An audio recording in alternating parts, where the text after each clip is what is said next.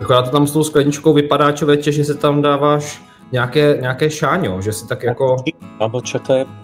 Co to máš za skleničku? To je dubová kôra, iba v tom... Ukáž, to vypadá. Sklenička je na obrate?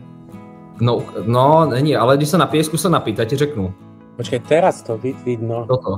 Potom mám taký pohár, jako keby to bolo... V pohodě, to je v pohodě. Hele, i kdyby tak co, je to neformální, je to punk, tak si dej. Já slovenské víno. Jediný, co mě mrzí, já jsem teda přestal pít alkohol, ale chybí mi moravská vína Palava. Mám rád palavská, sladká vína. Tak to je jediný, co si občas tak jako ochutnám, ne asi, ale my víme, že tam máš vodu. Vy diváci si tam dejte taky něco dobrýho, klidně, uvolněte se, posaďte se teďka ty rozhovory, co nominujete ve skupině Zákony bohatství, tak jsou hodně o politice, ekonomice, o tom, co se děje v naší společnosti po výměně Trumpa. A potom se tam došel Trump, tak samozřejmě se to hýbá českou společností Ukrajina. Tady si od toho můžeme na chviličku odpočinout. Tak Emil už to zapil, tak tady si můžeme odpočinout. Náš další host je tu s námi, kterým je dneska právě Emil Páleš. Člověk, o kterého jste si řekli, my jsme už spolu natáčeli. Já to zkrátím jenom pro ty z vás, kteří vidíte prvně, jakože si to úplně nemyslím. Emil Páleš, slovenský vědec, filozof a představitel sophiologie, která usiluje o syntézu různých pramenů poznání, což je krásný. Sophiologie, no. Sophie. Ano. Předmětem tvého výzkumu jsou psychologické, kulturní a přírodní vzorce tvořivosti a jejich časové zákonitosti v individuálních biografiích, ve světových dějinách a v evoluci přírody i lidstva, co si budeme namlouvat. Takže vítej, Emile, díky moc, že jsi udělal čas. Odkazy na tebe jsem dal dolů po toto video. Milí diváci, pokud byste si chtěli něco přečíst, nějakou knihu od Emila, dal jsem vám tam odkazy, nemusíte nikde hledat. Mrkněte, pokud byste zároveň chtěli podpořit tyto relace, vy už to znáte, co se tady delší čas, jsou tam také odkazy na nějakou tvorbu ode mě. Děkuju vám moc v této době, kdy nemáme žádné sponzoringy, odmítám, posílají třeba někteří, že bychom tam mohli ukázat třeba nějaký hrníčky nebo čokolády nebo něco, tak to nechci v těchto relacích. A děkuji vám proto za vaši přízeň. Díky vám můžeme takhle zvát a mám pomocníky v České republice. A děkujeme vám za sdílení. My se dneska budeme povídat o věcech, co vás zajímají. Zdá se, že jsme opravdu ve zlomu určitém, energetickém, možná i historickém, tak se na to podíváme tady s Emilem. A dejte ostatním příležitost se zapojit do debaty. Nemusíte se vším souhlasit, co tady dneska zazní. My se budeme prát o vaše právo nesouhlasit, vy se perte o naše právo to říci. Teďka, Emile, nevím, jestli to sleduješ, ale dokonce už i Trump je dezinformátor. Sledujem politiku dosť, koľko stihne, lebo to súvisí, ja vlastne robím tú moju prácu, pretože chcem tým inšpirovať ľudí k zmene hodnotového systému a tým de facto v dôsledku potom zmeniť politiku. On už je dokonce, on podlehl, a to co jsem nevymyslel já, co tady říkám, jste asi pochopili diváci, co sledujete, on má už i dokonce, že podlehl ruské propagandě, představ si. Americký prezident nový, který má přístup do bezpečnostních složek a komunikuje se všema, tak podlehl ruské propagandě. Jak se to prosím tě mohlo stát? No, tak my žijeme v dobe, kedy sa začalo sypať, to sa dennodenne sypú veci, všetko je ako na hlavu, veď napríklad aj Zelenský je zradca, lebo podľa ukrajinskej ústavy nesmie rokovať s Putinom o miery, lebo sám si to zakázal a teraz sa ukázalo, že je zradca a že je Putinov agent, lebo už teda všetko porušil, že ide rokovať, ide sa vzdať území a tak ďalej. Čiže to je príznak toho, že tej nekonzistencie charakterovej, že oni toho nakecali ľubovoľne, čo sa im v tej chvíli hodí a nerozmýšľajú dopredu a potom samozrejme sú ako bezcharakterní, pretože zrazu vidíte, že za rok, za dva úplne otočia na úplne iné názory a zase vymyslia nejaký pokec, že prečo, ale že nemôžete sa spoľahnúť, že by mali nejaký charakter, čiže nejakú trvalú tvár vlastne tí vodcovia. A proste ľudia by to mali ako začať rozoznávať, mali by začať sa orientovať, proste rozoznávať, keď niekto celý život proste verne niečo ako aj za cenu obeti sa snaží uskutočniť a a niekto, kto každý deň hovorí opačné, lebo práve mu niekto zaplatil za to. Tak to sú akože aj tragikomický humor, ako jak sa to točí, jak tí ľudia, čo sú len takí poskoci nejakých pánov, tak oni to majú akože ľahké, akože, že dostanú peniaze, ale inak duchovne to majú ťažké, lebo keď pán sa zle vyspí za morom a vymení sa tam vláda, tak oni zrazu dostanú príkaz hovoriť opačné. A potom sú v zmetku z toho. Ale já se tě zeptám, ještě než se pustíme do otázek, jinak ještě jednou diváci děkujeme, dejte případně odběr, abyste viděli další premiéry, teďka točíme víc, protože jsem teda ukotvený tady na internetu. A hele, mně to přijde jako zajímavý to sledovat, je to opravdu obrovský sociologický průzkum pro mě vnitřně, do toho jako pohledu, jak přemýšlíme, jak se jako mění ta filozofie a tak dále. Je tam, ty seš v té historii, napsal jsi o tom knihy a připomíná to v něčem inkvizici, protože inkvizice nejdřív ukazovala prstem, a teďka nemluvím o nějaké konkrétní skupině, on jich je mnoho a může se ta energie jako opakovat, jo, ale připomíná ti to v něčem inkviziční řízení, protože oni ukazovali prstem, to je čarodějnice, upálili ji, jo, a pak se to otočilo proti ním, protože se zjistilo, že to jsou teda jako prasáci, když to řeknu takhle, že jako se chovají jako ble a začali se sekat hlavy zase jim. Jsme teďka v něčem podobným jako lidstvo, protože dezinformace. Je to podle tebe, jako podle některých kritiků, nástroj na to, jak vůbec likvidovat opravdu oponentní názory a dělat z nich úplný hotentóty a vlastně nemuset se zabývat tím, co říká ten člověk daný, který ukazuje prstem? Jak to ty cítíš celkově? Má to něco společného s tou energií, s tím nastavením? Myslíš ten systém, čo tu doteraz vládol, nie? Ako ešte toho, že sa stále niekto udával a terorizoval a označoval nálepkami toto.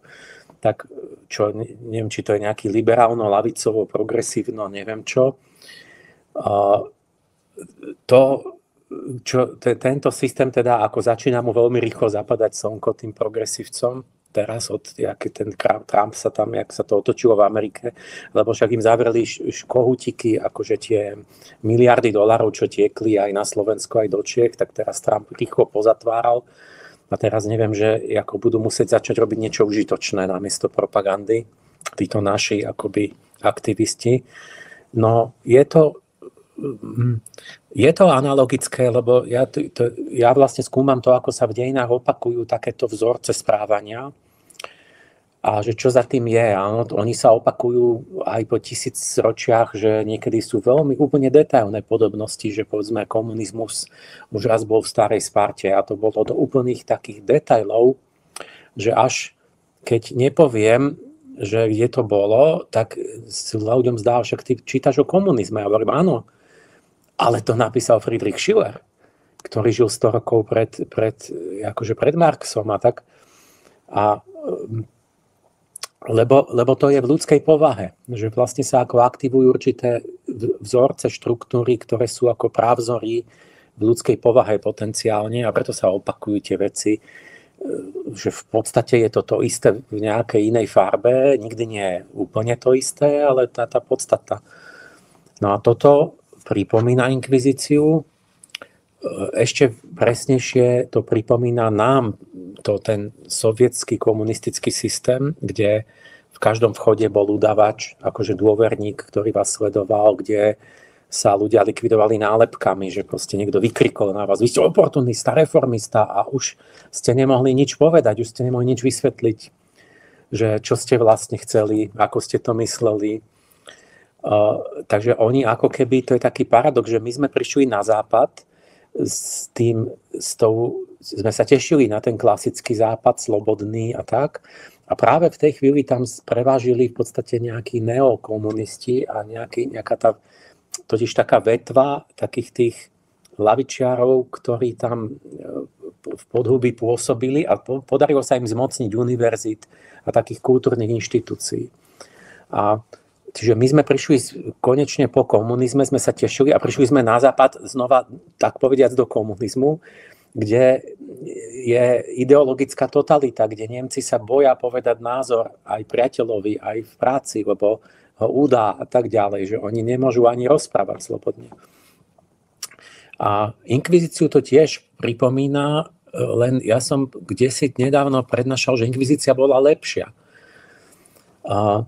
Síce teda upalovali úplne fyzicky tých ľudí potom, my ešte sme v štádiu, že teda vás vyhadia zo zamestnania a takto, ale oni vlastne tam logicky následuje, že oni by proste aj likvidovali potom, aj už zatvárali by tých odporcov. Tá inkvizícia, ja teraz mám relácie, kde nejak vysvetľujem, že podstata progresivizmu, a vlastne tam sa sťažujem na to, že aj tá inkvizícia, ešte aj za toho komunizmu, vás súdili za myšlienky. Že keď naozaj ste mali nejakú myšlienku, ktorá nebola v súlade s líniou strany, alebo nebola v súlade s, ako pápež, čo povedal, tak ste boli kacír. A tu nastal taký jav zvláštny, že tu už vás nesúdia za myšlienky, lebo myšlienka je príliš ťažká vec na pochopenie, na to treba aspoň jednu celú vetu. Nositeľ výpovede je len veta, čiže musí tam byť najmenej podmet a prísudok. A teraz už oni majú iba zoznam zakázaných slov. Čiže to je akoby regres na prvú signálnu sústavu, ako keď opice majú škreky, že niečo, že to znamená, že pozor, dravec. A že vy nesúdite, že niekto niečo si myslel, ale že použil nejaké slovo. A potom sa vám stane proste absurdné veci. A dokonca to nemusí byť ani to slovo, stačí ten zvuk, že to pripomína. Čiže nejaký slávny novinár, povedzme, sa opýtal, bol medzi deťmi a tam sa pýtali, že tuto, ako moja spolužiačka povedala, že slovo neger. A že nemala by byť ako vyučená zo školy a on sa opýtal ako tak prirodzene, normálne, že no počkaj a prosím ťa, a čo, v akom zmysle, v akej vete používa to slovo neger, že bola nejako proti, bola proti, alebo že ja im povedala, že mám ich rád, lebo sú mám ich rád a sú výborní, alebo no a v tej chvíli on použil to slovo neger. A vtedy zrazu nastal obrovský povyk na internete, že on to urobil. A čo? No, to, vieš, to, čo nesmieš to vysloviť. A to, no, vieš, a on, že však, ale veď ja som, a oni, že prepáč, New York Times ho vyhodili a použil si to slovo a tak ďalej. Bol nositeľ Pulitzerovej ceny, nejaký špičkový novinár a toto. Máte ešte horšie prípady, že na Washingtonskej radnici niekto použil slovo skúpi, že hovorili o rozpočte a že tento rozpočet je ako lakomý, skúpi, je v ňom málo peňazí a nevieme postaviť z toho ten projekt. A to slovo je po anglicky, že niggardly, akože málo peňazí. A niekto sa tam zobudil, asi kto tam bol na kvótu, nejaký farebný, a že čo? Čo? Že zas niečo proti Černochom? Ja sa budem sťažovať, ja to dám na súd a tak ďalej. Lebo myslel, že to niggardly, že to niečo bude s negrami zase. A predstavte si, že by ste normálne mysleli, že mu povedia, vieš čo, že ja viem, Johnny, ty pozri si Websterov slovník, to niggardly znamená proste, že keď niekto je skúpi na peniaze. A tak. A nie, toho zástupcu šéfa toho ako starostu vyhodili odtiaľ von a musel sa kajať a ľutovať to, že použil to slovo, lebo že mal na to myslieť a mal byť ohľaduplný, že spôsobil duševné utrpenie tomu Černochovi v tej rade, len za to, že on si subjektívne myslel, že to sa niečo osočuje čierna rasa. A toto nie sú výnimky, ale toto je normálne, to sa len s tým jedným slovom sa to opakovalo viackrát, že boli odsúdení ľudia za to, že ho použili. Tak keď si toto uvedomíte, to je úpadok na, že keď niekomu pripomína niečo, nejaký zvuk, tak on sa dožaduje, že vy máte byť potrestaní za to, že on vlastne má IQ na hranici vlastne idiota. No, takže toto by inkvizícia nikdy nerobila. To prišli tí teológovia a oni skúmali, že čo a aké a debatovali, argumentovali proste scholasticky, že či naozaj to je Božie učenie a či je tam a tak ďalej. No. Čiže ja vidím určitý ešte horší úpadok akoby mentálny, než bol v tom stredoveku. Díky za tvoje povídání v úvodu, Emile. Tak ono to bylo jako strašný, tak nebo tak, aspoň teda, jako, když jsem to taky koukal, ale je zajímavý, že u tohohle toho, já jsem se s tím setkal na Twitteru, samozřejmě, že když někdo to používá, to slovo, které tady teda nebudu říkat, jako v nenávistném podtextu, tak to je šílený, ale tady co mě šokuje na tom, je to, že to ty lidi vlastně dělali nechtíc, nebo nebylo tam, že tam je ta presumce okamžité viny, to je zajímavý. My se o tomhle budeme povídat dál, diváci, tady s Emilem Pálešem, děkujeme za sdílení a já jdu na první otázku, která tady je přichystaná. Ještě nám možná napište, jak to vnímáte vy, tu debatu, nebo to, co tady zmiňoval host, to mě zajímá, děkuju. Rozdělená společnost. Máme ji v DNA, jsou vzorce, které se opakují? Které? To je první otázka otevírací. Emile. No, to asi je to otázka teda na tú polarizáciu, že všetci teraz máme, že je taký ten ostrý antagonizmus, kde už sa nerozprávajú ľudia navzájom a nič sa nedá vyriešiť. Trochu je všeobecná tá otázka, neviem, že kam mierí, že či to máme v povahe, alebo ako to tam znělo, že... Já to cítím, Emile, tak jestli, protože se debatuje teďka hodně o té rozdělenosti, je tady více táborů a někteří diváci, to jsem koukal na sociální bubliny, ať už do té nebo do té, tak mají pocit, že je jako jeden jejich nepřítel, že to je v jedné sociální bublině, že je nějakým způsobem unifikovaný ten nepřítel. A ta otázka míří na to, jestli, protože my žijeme teďka, ale jestli ty třeba sleduješ ty opakující se vzorce, jestli to jako máme až možná nadneseně v DNA, vlastně opravdu žít ve společnosti, která je ze své podstaty rozdělená. A nebo to je něco, co si tvoříme? Jak to ty vnímáš? No, takto by som to stručne povedal, že v dejinách ja skúmam tie vlny za tisícročia, tam tie vlny vlastne vznikajú z toho, že ľudia sa chopia jednostranne nejaké ideológie, nejaké myšlienky a každý izmus nejaký filozofický má ten protikladný izmus, ktorý má tiež pravdu, tú svoju časť pravdy. A ľudia, keď duchovne spia, že duch nie je aktívny, tak padajú do ideológie, že zoberú si to ako schému, ako návod a ideme, že tento izmus je správny a všetko, čo je opačné, je nesprávne a začnú to mechanicky robiť a akoby potlačovať tie opačné akoby princípy, ktoré ale tiež majú svoje oprávnenie. A tým vznikajú proste negatívne javy a vznikne odpor a musí sa tá vlna prejsť do toho svojho protikladu, ako ten yin a yang, že vždy sa to musí otočiť. Ale keď sa to otočí a zvíťazia tá protistrana, tak po chvíli vládnutia im to zase stupne do hlavy, jednostranne presadzujú nejakú vec a zase sa to musí otočiť.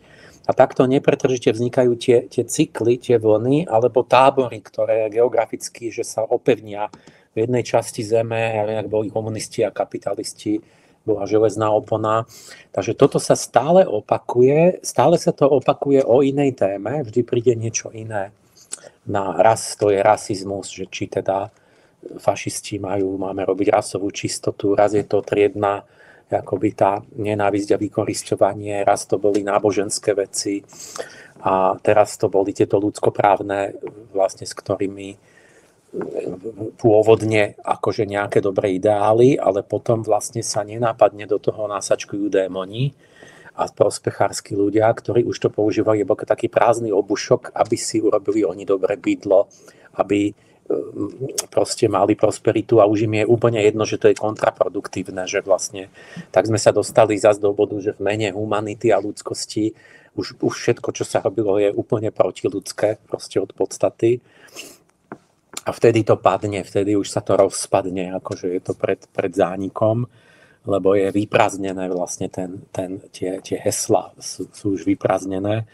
Že nám sa to stále s novou témou stále deje a nemusí sa to diať. To je naša úloha, že áno, v DNA je niečo v prírodzenosti človeka, vieme o tom, čo tam je, ale to je v tej nižšej prírodzenosti. A to niekto nazýva, že kmeňová mentalita alebo potreba konformity v nejakom spoločenstve. Že ľudia vlastne robia to, že to je veľká väčšina, ja neviem, 80% ľudí, že oni vlastne vôbec nemyslia. Oni si myslia, že si niečo myslia, ale oni nevedia, čo je myslenie, takže nevedia o tom, že oni nemyslia. Oni iba preberajú myšlienky. A že to, čo sa hovorí, čo sú autority, vedci, kňazi, novinári, vláda, takí úspešní, bohatí ľudia, čo sa v nejakej dobe hovorí, tak to oni ako taká špongia naberú. A vlastne zmysel toho je len to, že aby oni sa mohli zaradiť do spoločnosti, aby dostali prácu, miesto, kariéru a tak ďalej, aby mohli žiť a majú pocit bezpečia, keď spolu hovoria s ostatnými to, čo hovoria tí, čo sú pri moci. A toto veľká väčšina vlastne žije, to je ich spôsob života a podľa mňa nie je celkom dôstojný človeka v pravom zmysle slova, ale je to takto. A oni vlastne, a potom sa im deje to, že sa vymení režim zrazu a oni musia vymeniť celý ten súbor myšlienok za iný, ale im to nejak ani nepríde, že veď teraz sú iní pri moci, iní rozdávajú peniaze, prácu, povýšenia, medaily, no tak budem hovoriť teraz to, čo oni chcú, aby som hovoril, veď zmysel je, že chcem byť úspešný vlastne, nie, že mám hovoriť pravdu.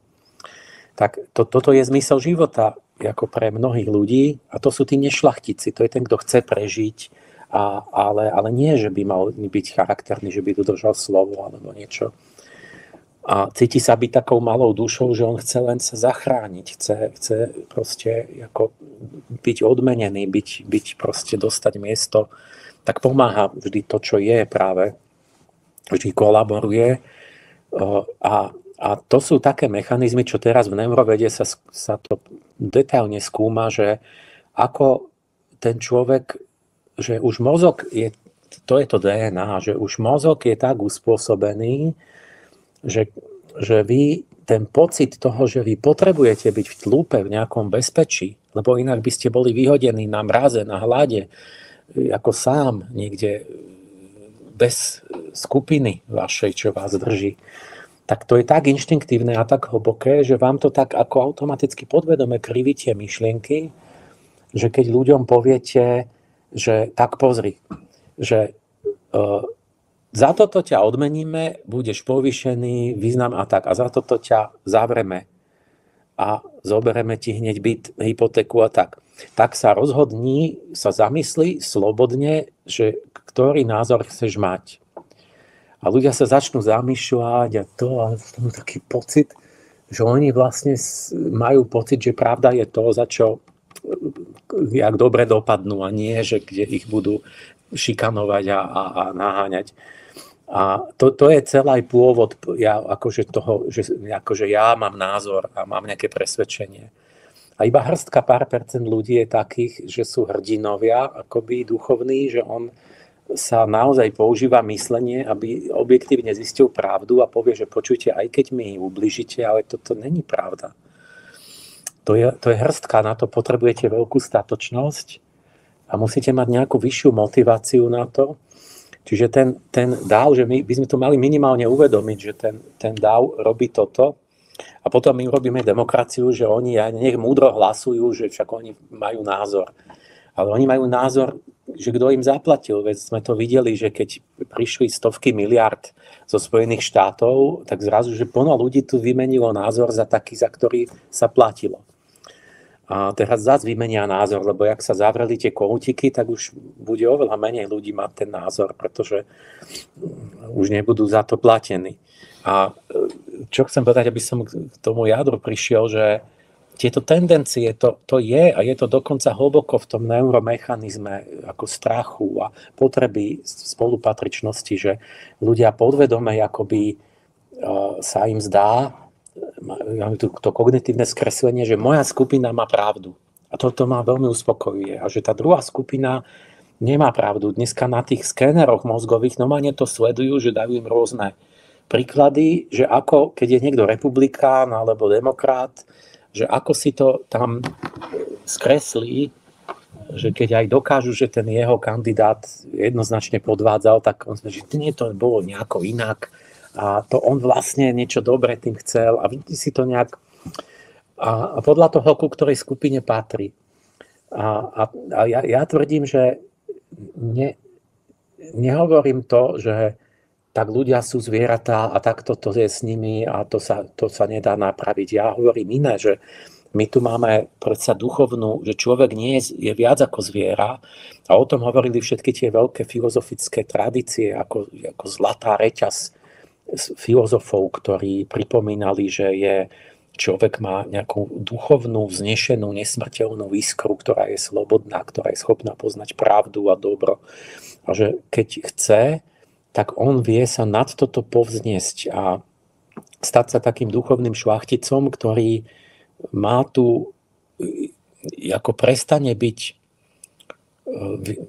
ako ovládaný tými pudovými strachmi a túžbami a tým prospechárstvom a je ochotný, musí byť ochotný teda v krajnom prípade aj rátať s tým, že príde o život, povedzme.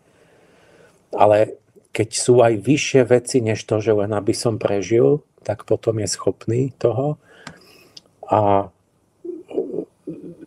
že to je tá ľudská vznešenosť, že my sme toho schopní, a lenže to je vec, ku ktorej musíš to chcieť a sa k tomu vychovávať a musíš to povedať deťom a musí byť nejaký ten príbeh spoločenský, ten mýtus, že toto sú naši hrdinovia, že my, aby sme tú ľudskú stránku v nás ako pestovali a si ju vážili a obdivovali a sa snažili o ňu a my jej sme schopní, len nesmieme to ako zanedbať.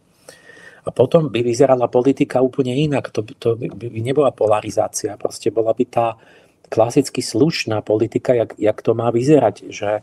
Že by sme mali, tie izmy by zostali, lebo oni vlastne sú oprávnené, že aj lavičiari, aj pravičiari, aj konzervatívec, aj pokrokár, aj všetko, ale všetko má svoju pravú mieru a práve miesto, aby sme polemizovali, argumentovali, hlasovali, ale tak, že nebol by najvyšší cieľ, že ja chcem zničiť oponenta a dostať sa ku koritu, ale že by sme spolu boli podriadení tomu, že my hľadáme pravdu a to, čo je najlepšie pre krajinu.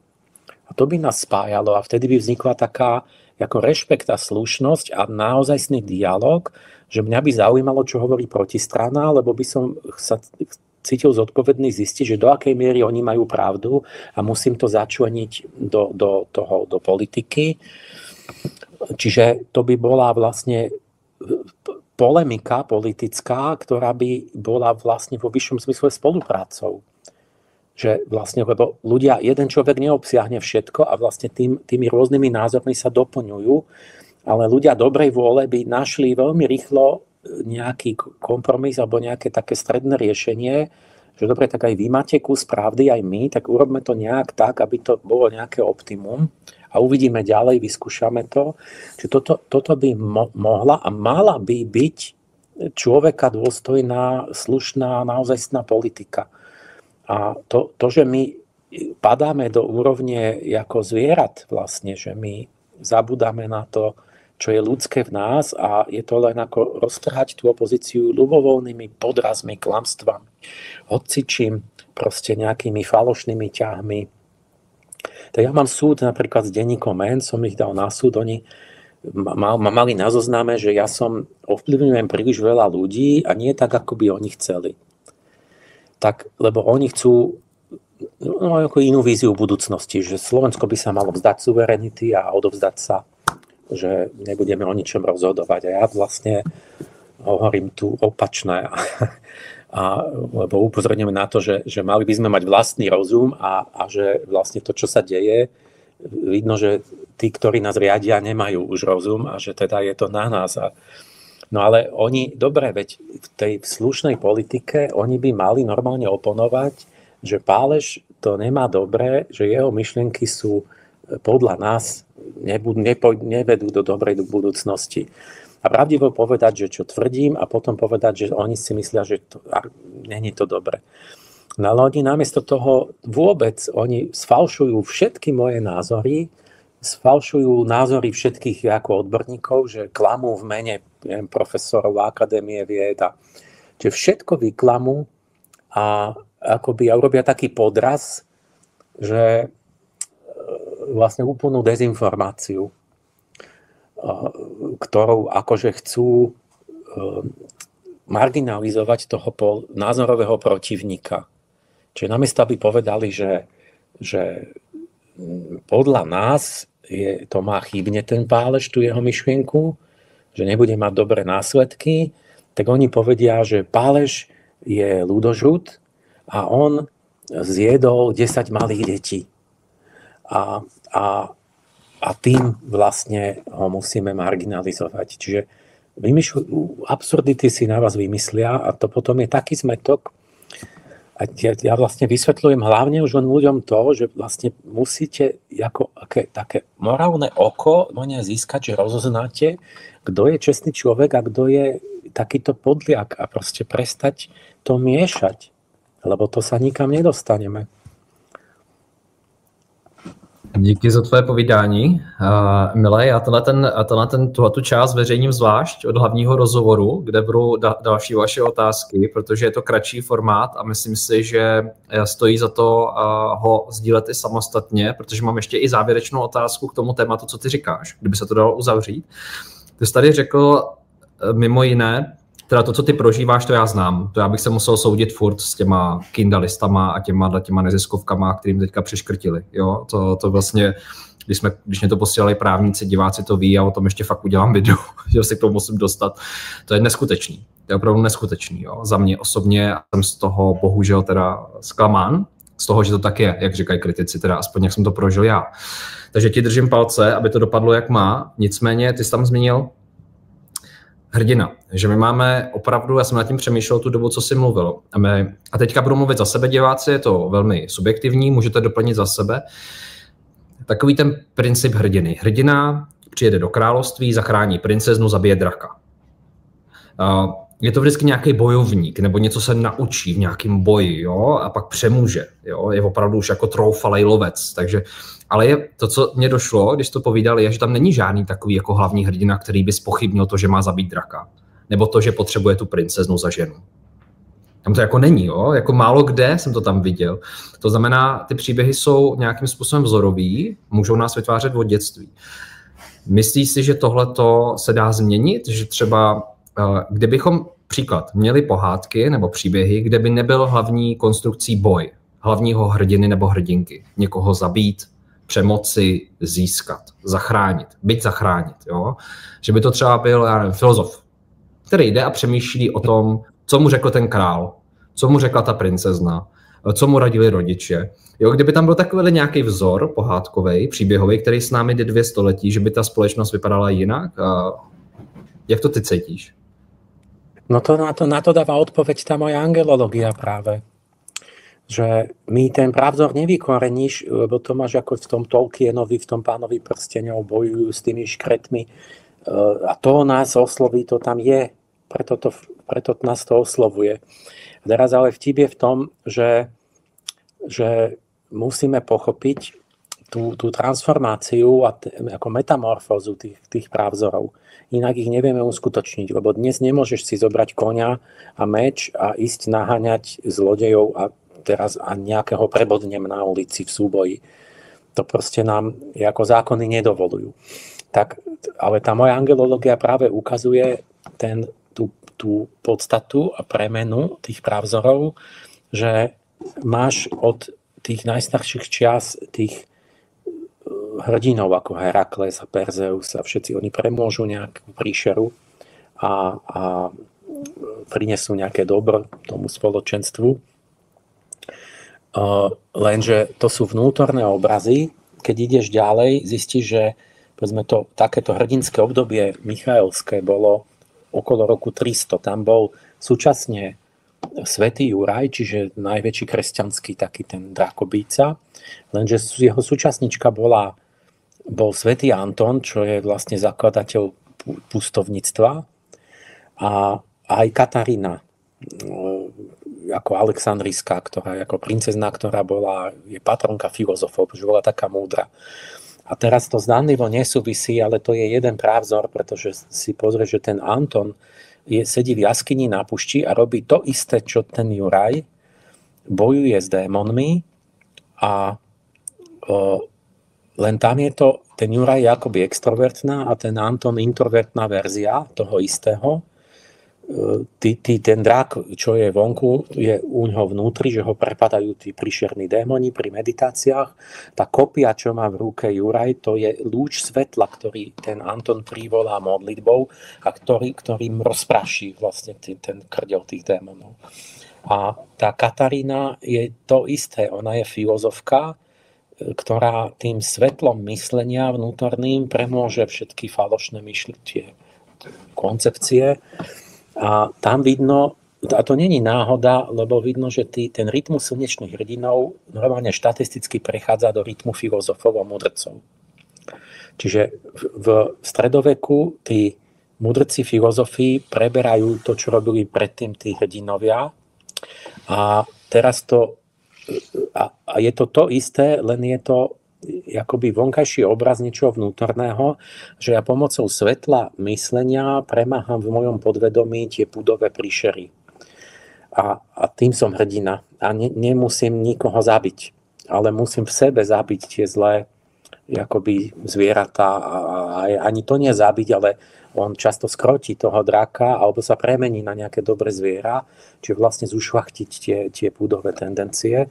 A toto pokračuje. My žijeme v takom období dnes a máme za úlohu pokračovať v tom rytme tých slnečných hrdinov, ale musíme znova nájsť nejakú adekvátnu formu dobe, takže duševne to zostane to isté, ale ako tie vonkajšie súvislosti musíme nadobudnúť nejakú inú podobu.